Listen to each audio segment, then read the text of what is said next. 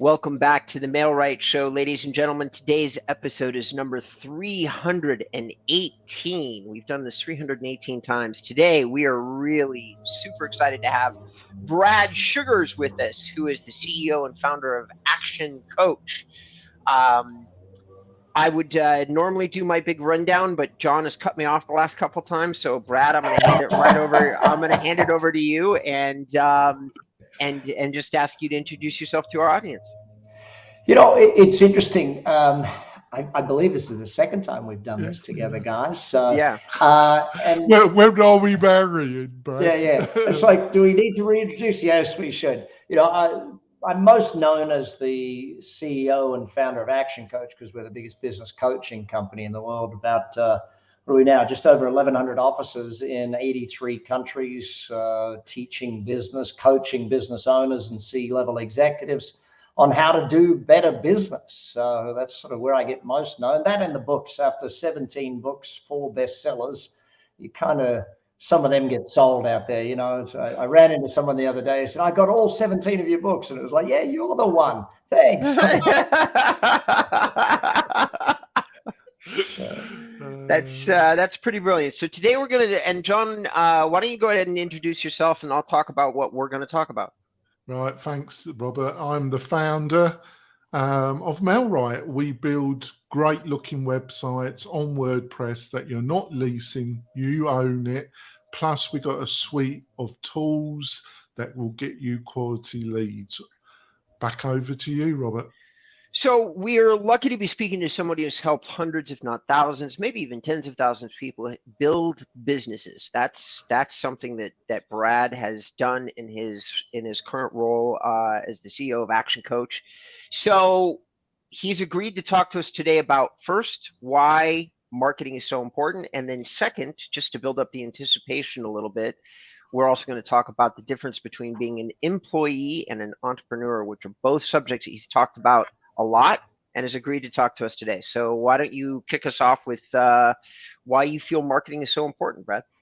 Well, let's start with what the definition of marketing is, or my definition of marketing. I always see marketing as the profitable buying of lifetime customers.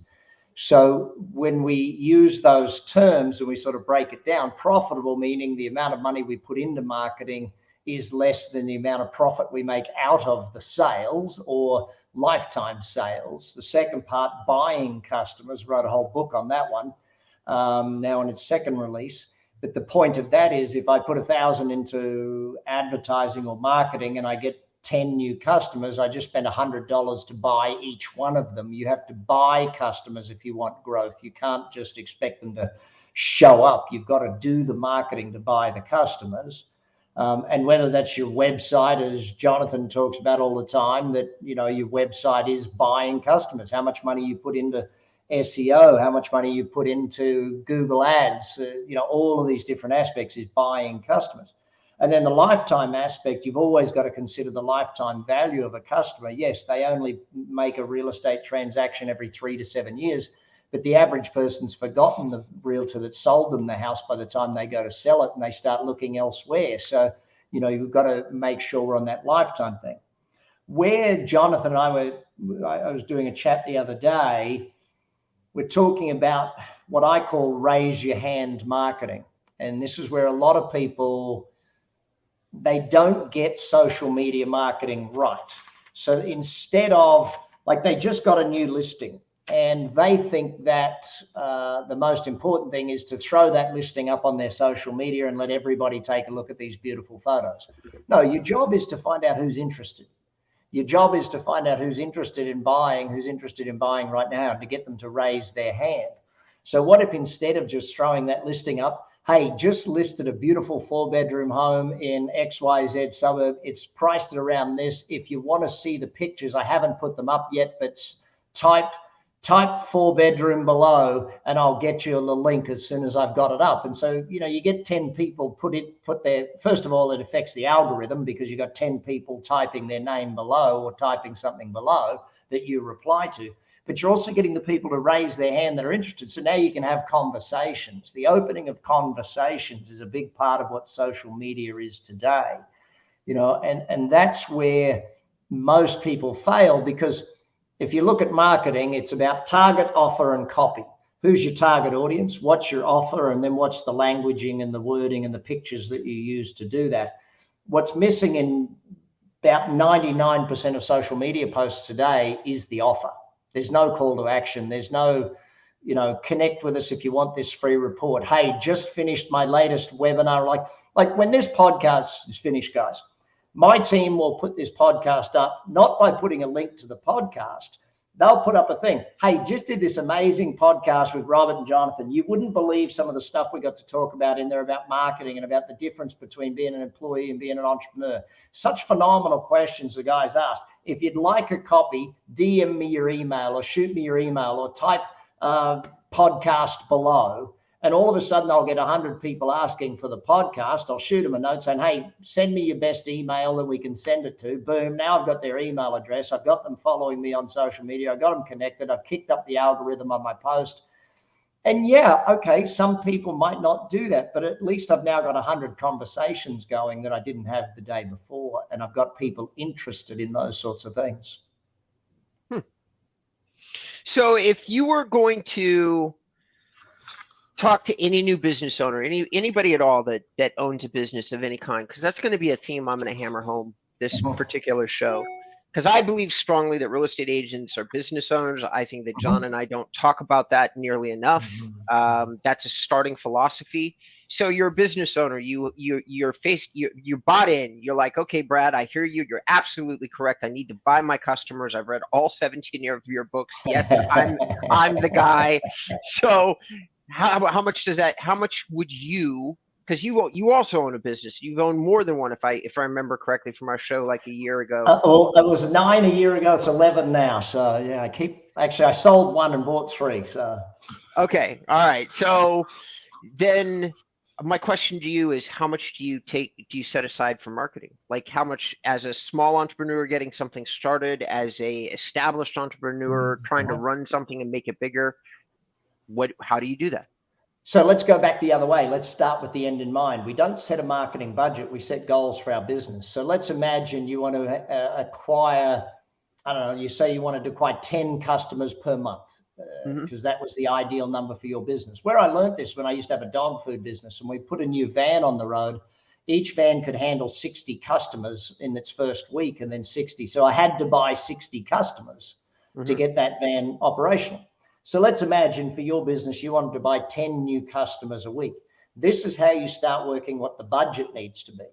So your 10 new customers, how many conversations do you need to get 10 new customers? So let's imagine you need 20 conversations to get 10 customers. Your conversion rate's 50% type thing.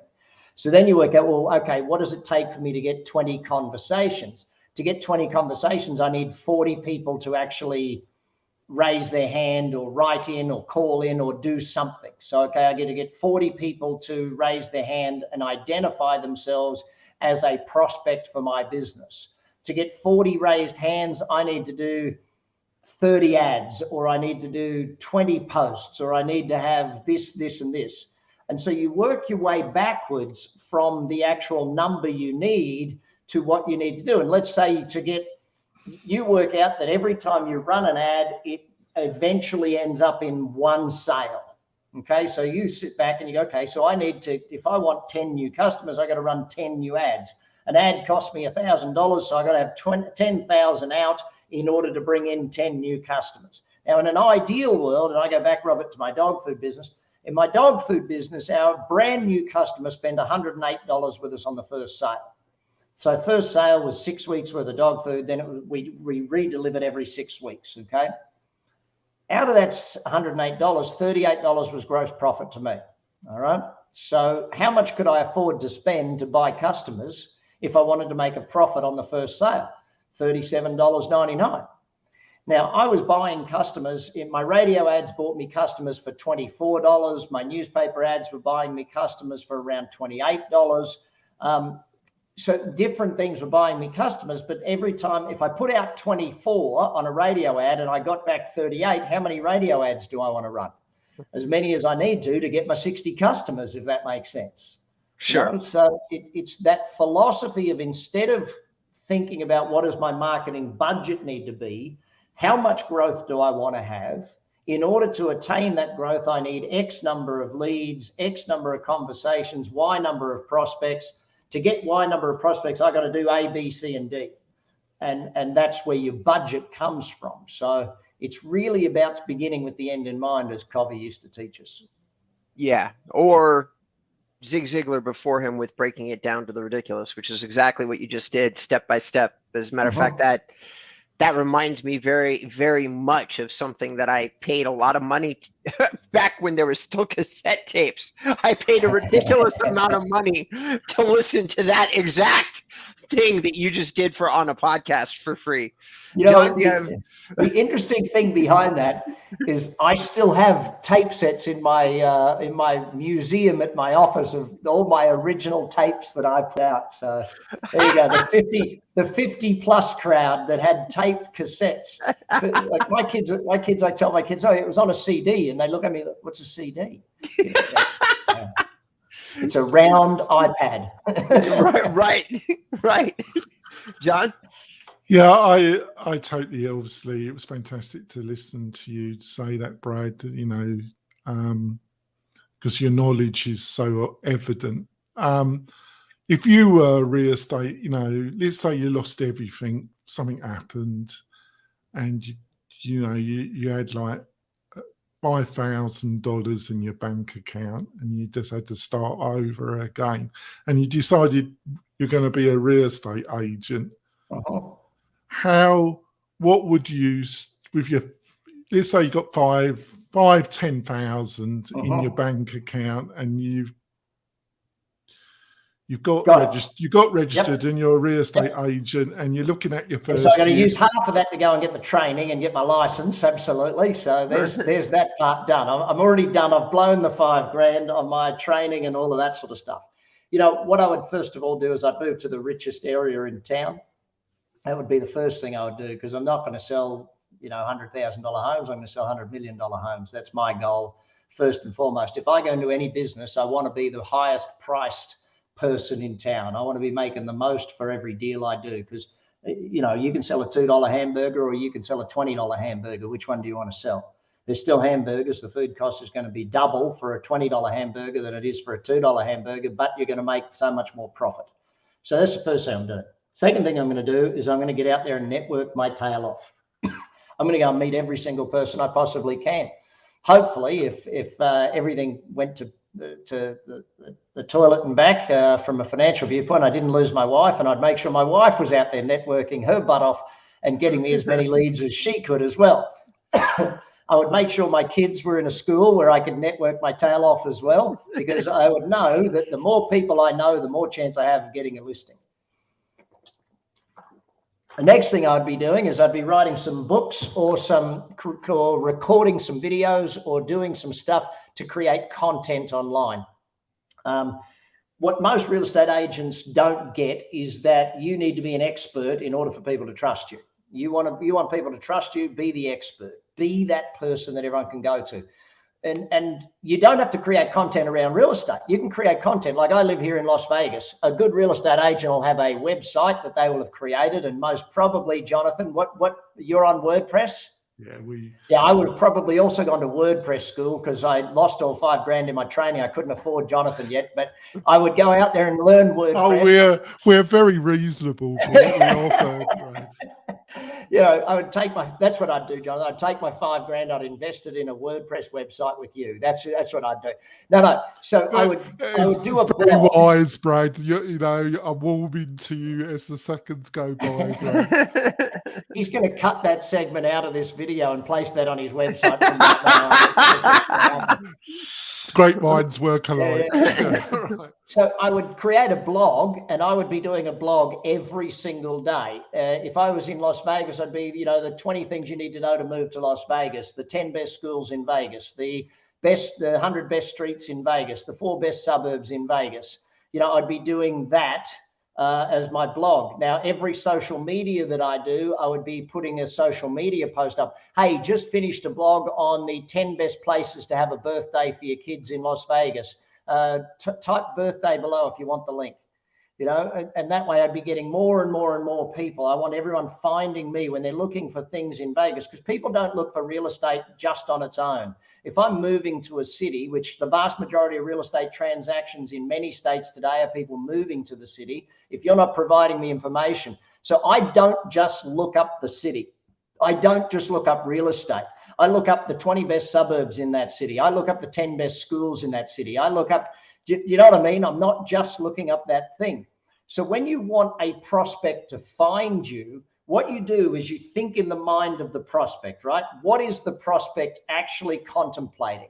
Now, I look at it in I break it down to 3 different things. First of all, name the prospect, okay? Name the type of prospect that you have. Is it a doctor? You know, is it name the exact, is it an investor? Is it a moving into town person? Name that prospect.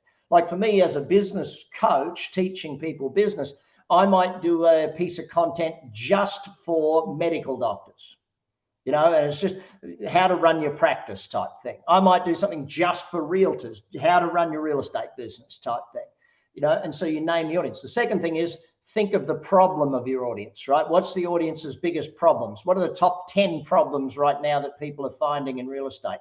And think of those top 10 problems. I want to write a blog post. I want to create a video. I want to create content around all of that material right there. And the third thing is think of the benefits of what people are looking for in your market right now. What are the things they're looking for as a benefit to your product? What are they searching for that they want? Again, I want a blog post. I want content on that. And we can get to all the types of content I would create in just a moment. I would also, Jonathan, if I lost all the money, I'd train my kid in how to make videos and edit videos on their iPhone, because I need a ton of video content to come up. I'd train another kid how to use WordPress. Luckily, I got five of the buggers.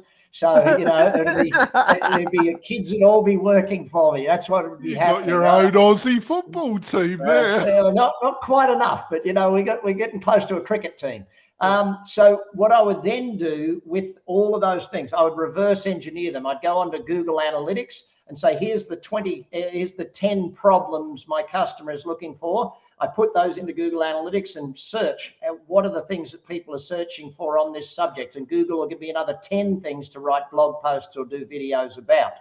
Okay. And I'll reverse engineer the benefits and I'll do that. I will then go on and I'll pull up some software and I'll go onto YouTube and I'll find my 10 biggest competitors and find out what videos of theirs are blowing up on YouTube and what are they doing? What subject are they doing? And I'll do a video on the exact same bloody subject. I'll name it the exact same thing they did. I don't care. I will look up the subject. I'll make the same video, because if that video is blowing up, it's because that subject is blowing up and people are searching that subject, and my video can be there the same as anyone else's video can be there. I won't put too much effort into Twitter or Instagram or those things. I'll put more effort into things that last forever. My blog, my YouTube, and my Pinterest, because those things last forever and are searchable. All of the others are a waste of bloody time because they're gone in 24 hours. They're not a waste of time, but you know what I'm saying. They're gone in 24 hours, non-searchable, wouldn't use them, don't want to be a part of it.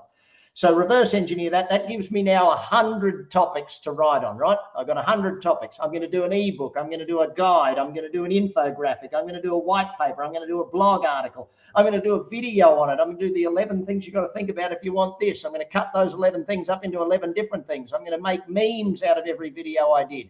What else am I going to do? I'm going to put on events. I'm going to teach people stuff. I'm going to do webinars, and then I'm going to put the recording of the webinars up there. I'm going to appear on podcasts and pretend I know what I'm talking about because I've just started out. I don't really know what I'm talking about, but I'm going to pretend I do. I'm going to start a newsletter. Oh. All right, is that enough? Does that give you enough? I think so. You've just given it in 10 minutes. I think we can shut the podcast down. I think he's covered everything. Mic drop moment. Everything we need to say. That was a mic drop moment. Jesus. I think we need to go for our break, Rob, and then you can put your question, right? Well, he kind of answered it, but all right. So, ladies and gentlemen, thank you for tuning in. Whatever you're watching us on, whatever you're listening to us on, we're going to ask that you give us a like or give us a comment if you don't like what we're doing. I don't know how you couldn't like what Brad just did there, but hey, what do I know? We'll see you in a moment.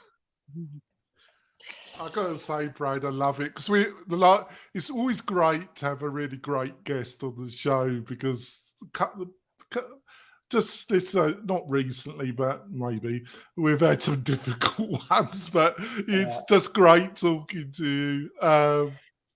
It makes your job bloody easy. You ask one question and I don't shut up for the next hour. Well, but you actually know what you're talking about. That also helps, that doesn't does it? kind of help a bit. Right. That does help. The fact that I actually do this stuff for my own companies all day, every day is probably a big part of it. It's like my food truck business. Every new food truck we launch a new website, we launch a brand new everything for that food truck. And our video content on it is amazing. Like we just film how we make the food and people just watch it. Our latest one, our chicken food truck is called All We Do Is Wing. So you can imagine our promo song for that. All we do is wing, wing, wing. You know, it's like on every dang thing. And so we have a lot of fun with it, but you put the website up and you build the social media and you film making the mac and cheese chicken wing thing. You know, it's like that. And all of it. We have so much fun doing this stuff. I love it. Right. You must. You must. Do you come back, Robert? All right. 3, 2, 1. Welcome back, ladies and gentlemen, to the Mailright Show, episode number 318. If you missed us before the break, Brad just literally told us how to start any business in any market segment almost full stop. But we did direct it to a real estate agent. So if you missed the first 20 minutes of the show, we highly recommend that you go and you catch them, you watch it, you listen to it on your podcast, whatever it is. So, but we're back, and I'm going to redirect the conversation to one of my personal favorite subjects, which is basically a mindset subject of the difference between being an entrepreneur versus an employee. Now, just to refresh your memory, because this is a 2-year-old piece of content that you did, Brad. I found this under The Apprentice Billionaire, the subject. That podcast was a lot of fun doing that one, so that was good. And so I'm basically just asking you to talk to our real estate audience and say, I don't even know what was on that podcast. I'm just curious to know, how do you address the mindset of working for a broker and letting them take your percentages all the way up through keeping as much of your own money as possible, thinking like a business owner? How would you either advise somebody to do that? How would you do that? And obviously you just told us how to start the business. So we don't need that. But how do you get yourself there mentally, do you think? Well, let's start with the first philosophy that we lead off on that one, and that is that if you're not building your own dream, you're being paid to build someone else's. Let's start there. Look, ultimately, deep down, we have an entrepreneurial flair inside all of us. The question is, do we actually take advantage of that entrepreneurial flair? Do we actually water that and fertilize and grow that desire to be an entrepreneur and work for ourselves? Or do we push it down and do we keep it locked under lock and key and you say, it's safer doing this, it's safer doing that. Oh, look, it's easier here. It's not as hard. Here's the problem. Okay, number one. All right, number one. You've got to build wealth. Your job is not to just make an income. Your job is to build wealth. Having a job, you never actually build wealth for yourself. You never build an asset. The business is an asset that you have working your entire life to build. And so that asset's construction comes from building a business that works so you don't have to, building a business that makes money for you. The entrepreneurial mindset, and we go through 3 layers. We go through the employee mindset, the manager mindset, and the business owner mindset, okay? In my book, Billionaire in Training, I actually walk people through all of the levels, take them right up to the level of entrepreneur. And there's a difference. A business owner owns one business, an entrepreneur owns multiple companies and buys and trades in companies, a big difference. But when we come to being a business owner, and I think that it's really important to understand, you have to learn it, right? You can't just, you go into the profession of real estate, you spend 10 years learning real estate. You spend 10 years getting good at it, getting good at sales, getting good at all of the things real estate. You want to be a business owner, that's another few years of learning to do. Business doesn't get easy. You got to get better at business. When I coach people, I don't coach them in their trade or in their skill. I coach them to become business owners. Because when we go through the levels, so your first layer of business ownership is actually, I take people right back to when you're a student. As a student, you're at level -1 on the entrepreneurial scale, right? -1 because a student costs money, right? It's Right. a negative. You're actually a blight on society or your parents. Someone's got to cough up the dough for you to learn stuff. Now, finally, you become an employee. You're actually now able to pay your way, and you've got to pay some taxes to pay back all the money that has been invested in you so far. So far, society has given 20 years of paying for your stupid stuff to learn. Great societies now, you've got to give them some money back. That's what being an employee is. So what's your job as an employee? Your job as an employee is you're an apprentice business owner. You're an apprentice. See, a school student is an apprentice employee. That's what you are. You're an apprentice employee. You're learning how to be an employee. Once you're an employee, you're an apprentice business owner. You're learning how to own your own business. Now, when you own your own business, do you need to know sales? Yes. Do you need to know marketing? Yes. Do you need to know systemization, planning, recruiting, training? You need to know all these things. So if I was to be an employee, I would want to have a job in multiple areas. I would want to get a job in sales, so someone pays me to learn sales. I would want to get a job in marketing, so someone pays me to learn marketing. I'd want a job in finance, so someone pays me to learn finance. That's why your job is not the main reason to get a job is not about how much you earn. The main reason to get a job is how much you can learn. So if I'm in real estate, I want to go and work for the best broker in town. Now, he might take more commissions from me in the beginning. He might take more percentage from me in the beginning, but I'm going to learn a ton more from the best broker in town than I'm going to learn from the average broker. Now, if I'm going out there and I find the best broker in high rise, I can learn more from her than I can from anybody else about high rise. I can learn more from, and so I want to learn everything. That's what our first few jobs should be. They should all be about learning. Then you start in your own business. You're at self-employed level. Self-employed is like the seesaw of business, right? Find the work, make the sale, do the work, make the sale, do the work, make the sale, do the work, make the sale, do the work. And that's what you're doing. You're on that seesaw time and time and time again. And what do you got to learn as a self-employed person? You've got to learn all those things. And if you didn't learn them while you work for someone else, it's going to cost you twice as much and take twice as long to learn them while you work for yourself. So learn them working for someone else. It's much cheaper. They pay you to become a shitty salesperson and turn into a good salesperson. That's the reality of it. That's what they're paying you for. And you're learning. If you've got a boss that pays for you to do training, take advantage of every single dollar they're willing to invest, because that's building your lifetime. You got to build you so you can get there. And that's why I go back to the thing. If you want to change your life, you got to change your thinking. You want to change your thinking, you better get a new mentor, better get a new teacher. You better get someone that can teach you this stuff. And if you don't have someone already, then I'm your person, right? You don't have someone else? Good. Me. I'm next. Righto? Hand it over. Get some cash, buy the books. So from self-employed, you got to go to manager. That's where you start to employ people that work for you, right? And in the beginning, they don't work for you. You work for them because you have no idea what you're doing. You hired your brother-in-law's next door neighbour's dog walker's son who was out of work. You hired the wrong person, and you've got to do all of the work to fix all the problems they create. And that's because you haven't learned management. You haven't learned leadership. You haven't learned systemization planning. You haven't learned all of these things. And as you learn them all, and this is why your first business is the hardest, because you've got to learn as you go. Why is your first million the hardest? Because you've got to learn to make a million while you're making your first million. It's not as complex as people make it out to be, but you've got to learn. So once you get to manager, then your goal is to become an owner, where you build a business that works so you don't have to. My definition of a business: commercial, profitable enterprise that works without you. Because if you have to work in it, you work for an idiot. There you go. So not sure if that answers your question, Robert, but that's sort of the idea that comes to mind for me. How do you make that shift? Would be an interesting question. I think we're getting close to needing to go to bonus content, maybe. And I'm going to say, as we segment onto bonus content, there's two things that you've said that I want to comment on. One is a trick that my mentor, because you're talking about mentors, I have a mentor. And my mentor taught me a lot about sales. He ended up retiring from the business that I was in with him, and he retired very wealthy.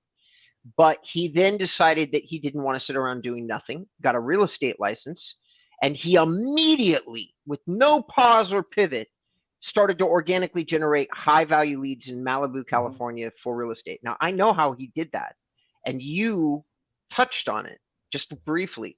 So when we come back from our, Brad, are you going to be willing to stay on the line with us for another 5-10 minutes here? I got you guys in the diary for another 15 minutes, so we're good. Excellent. All right.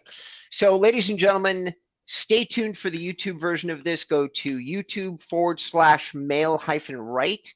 Check out the channel. Look at all of our beautiful tired faces, and check us out there. Brad, you are always an amazing guest. Where would you like people to find out more about you? How would you like to direct them? They can go to bradsugars.com or any social media. But in fact, one of the things, I go back to that comment, if you want to change your life, change your thinking, I put together a 90-day training about business, life, and wealth. Black Friday just finished, but I'm going to extend the Black Friday deal to all of your viewers. So I will make sure they get that link, and I'll put it on everything that they need. Okay. So, and how would you want them to reach out to you? Just go to bradsugars.com and use the contact form? bradsugars.com or any social media. I'm even on Pinterest these days, getting crafty.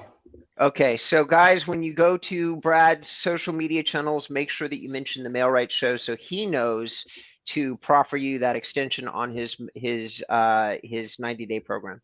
All right, John, how would you like people to get in touch with you? Oh, just go to the Male Right website. We've got some great resources on there, and book a chat with me or my partner, Adam, and we'd love to help you.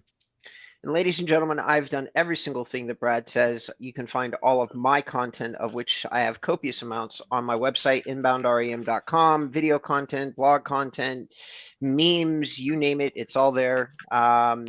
And hopefully you'll check me out. If you want to, you can reach out to me through my contact form. All right, so stay tuned. We'll see you on the YouTube channel. 3, 2, 1. Welcome back to the Male Rights Show. We're here with Brad Sugars. Earlier in the show, who I'm not going to reintroduce for a third time because I've done it twice already.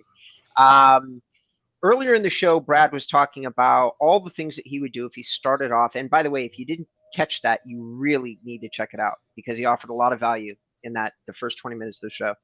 So one of the things he said, though, is, hey, if I lost everything and I decided to become a real estate agent, that was the question that was served up to him by Jonathan.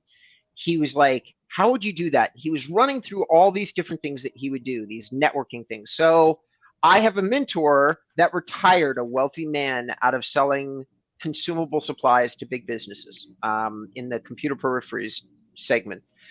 And I sat next to him for 7 years, and he taught me a lot about sales. He also happened to be the lead singer to Tower of Power, and then decided not to be a musician anymore, went into business. Then he retired from that. And you know what he did? He's not a guy to sit still. So he just got a real estate license for funsies. And he was already living in Malibu, California. I don't know, all those people listening to our show, it's a very wealthy area. So you know what he did in order to start generating leads for himself in terms, he at that time, this is about 20 years ago now, he had 3 kids, 3 children. 2 of them were still school age. So he put them into school, and what he did was he enrolled them in every social plan, game, program, and then his kids were musicians, so he did a lot. Like, he put them into the music and arts division, and then what he did is he made sure to attend religiously every event, school show, music show, anything. And the crazy thing is because he was a previous musician, he's passionate about music. His kids are passionate about music. I won't reveal it here on the show because out of respect for him, but I will say the list of leads that he got from the rich and famous that he did not know previously, he did not know them, was insane. And how did he meet them? How did he strike up the conversation? Because his kids were in music with their kids. So the conversation generated naturally. And then, of course, if you're rich and famous, everybody already knows what you do. So then the question is, what do you do? And he's, well, I retired out of this, but guess what? And I was also a musician, but also I happen to have a real estate license. Go figure. And that led into some huge sales. His first 6 months in the business, he made $80,000 in commission. So, which was all based on networking, which is all stuff that It was all stuff that Brad.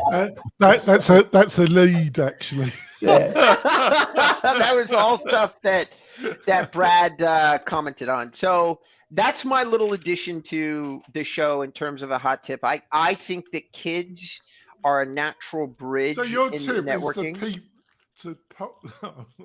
Yeah, his tip is to have kids so that you can do networking. That's the tip. Yeah. No, but Robert, I love that. And I also use charity, joining charitable boards, all of those sorts of things. Sporting events or cultural events that are in your town as well. You know, getting on the boards of charities helps you innumerably meet across, making donations to charities, doing that, getting across. There's so many ways to network your tail off, but the school one is very, very high on the agenda if you're going to do it. Right. And also, just so everybody here who's listening to the show understands, I get that the example was, hey, let's give up our like if we lost everything. Well, you know what? There are apartments in Malibu. Yeah. I won't say they're cheap, but they're much cheaper than a house. Living there is all you need to do to make this work. Yeah. John, go ahead and why don't you give Brad our last question, but don't make it a 20-parter out of respect for his his time. I like, what do you, I feel what a lot of people, because about, you know, working for yourself, I think what I see with a lot of real estate agents, Brad, is when they get their license, it's family and friends. And then when they exhaust those, they really don't know what to do. And they don't understand that they've got to keep the beast fed. They've got to be building that database. And then they've got to be, whatever their budget, linked to what we were saying, they've got to be either calling, knocking on, keeping themselves in front of that database and doing the other things. Why do you think a lot of people struggle? Because is it linked to the last part of the show that they don't understand that if they're self-employed, it's different to a job. They've got to be supplying the beast. They've got to be getting the leads in. Is it, or just mental? Is it just a mental hurdle? Well, I think there's two ways to answer that question. One is they're still mentally an employee. They're still waiting for someone to tell them what to do. Yeah.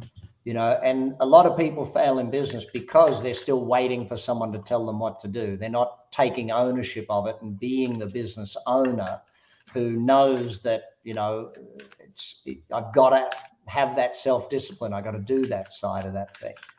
The second is they think sales is marketing. Right? Sales is not marketing. Going to a networking event and getting one customer at a time is not marketing. Marketing is about getting 100 customers at a time, 100 potential customers connecting with you at a time. Marketing is about putting something out there that gets people to respond and come back to you. You going and chasing down a lead is sales. You going out there and generating one lead at a time is really a sales strategy.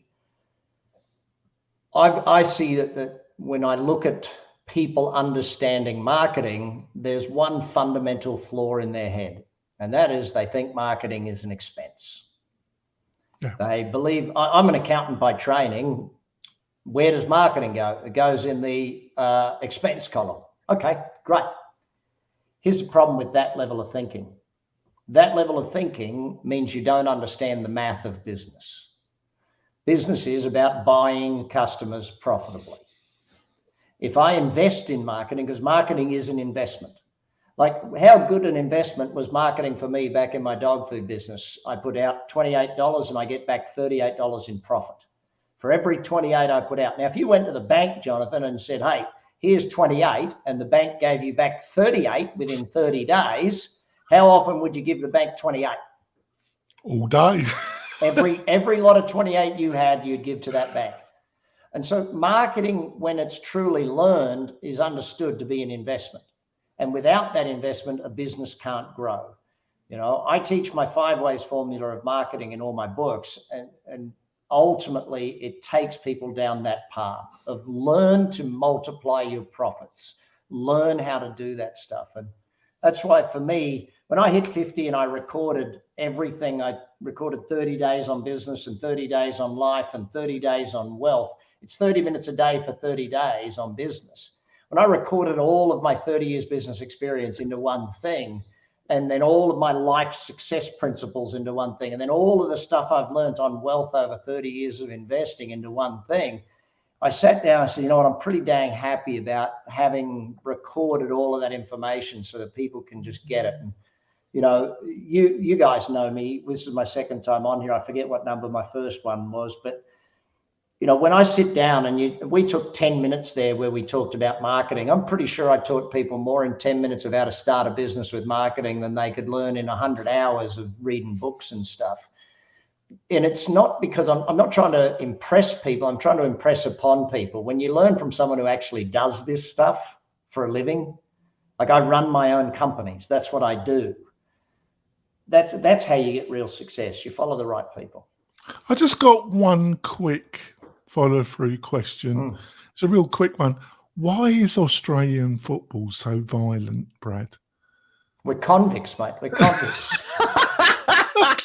Jeez. So you English sent all of the fun people to Australia 200 years ago. You kept all the boring ones in England. All the fun people went to Australia, and that's what ends up happening. I remember seeing my first Australian football, you know, and it makes Canadian hockey look like a walk in the park. You know what it is, mate? You just think it's violent because you're used to soccer, where they throw their hair in the air and yell at each other because someone looked at them I sideways. used to play rugby. Yeah. You know, rugby can be a bit rough, but when I first saw Australian football, I thought, my God, the guy literally headbutted. We didn't butt the opposition. All right, we've got 50 seconds, and I want to end with a thought. So I want to comment on something that Brad said because he's one guy saying it, but what he basically said was you don't find somebody who's writing about or even talking about a subject that you want. You find somebody who's doing the thing. When I got Lenny to mentor me, he was the number 2 sales rep out of about 132 people with writing his business at the highest profit margin of anybody in the company. And he was making far more for his time by miles. He was working 4 hours a day and making more than almost anybody in the building. That's why I wanted to sit down and I begged, pleaded, I negotiated with my manager. I sold a lot of crap shit to get my numbers up to the point that I could get them to move me to just sit next to him because he wasn't going to come in anytime I wanted him to. I just basically had to figure out a way to cajole people to put me next to the guy. And then once I did that, I built my relationship with him. I did all of that based on what he was already doing. I was able to see it, and he was doing what I wanted to do. He was already doing it. That's what Brad was saying. I couldn't agree with you more. It's proven in my life, it's always been monumentally important to choose the mentor that isn't talking about the shit that I'm interested in. They're doing the shit that I'm interested in. So I just wanted to make sure that point was clear to everybody that's listening to the show. You certainly did. Oh, Brad, it's just been, you have to come back later. Hopefully you come back. It's another lead. It's one of those 100 leads. It's those you know what? It's the month before Christmas. I guarantee it's the Amazon guy arriving at my house 17 times a day. The Amazon guy said Merry Christmas to me the other day, and I looked at him and said, dude, you're going to see me every day for the next 23 days. Wait until the day before Christmas, and then you can tell me. But you have to come. Hopefully you come back later in the new year, and we have another chat because I've really enjoyed it. It's been a lot of fun, man. It's been real good. Right. Thank you so much. We're going to end it now. We'll see you soon, folks. Bye.